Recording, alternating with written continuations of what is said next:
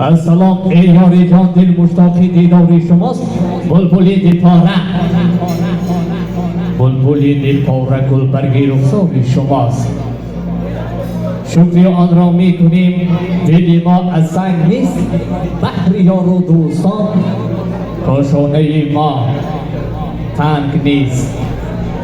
ای آرزوی جانم، از ما سلام بادد.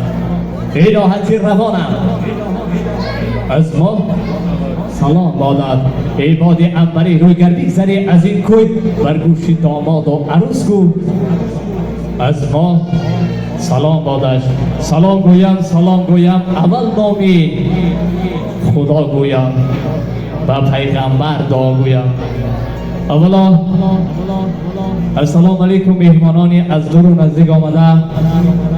من شخصا از نام خود، از نام کلی هنرمندان اینجا حضور داشتن، داماد و عروسی نازنین جهانگیر جان و گل عروسک نازنینش فرزانه بانو، که امروز این دو نوجوان توی دامادی و عروسی دارن، از صمیم قلب جوانی، از صمیم قلب جوانی تبریک و مبارکباد گفته بهرشان تمام خوشی های زندگی را تمنا داریم.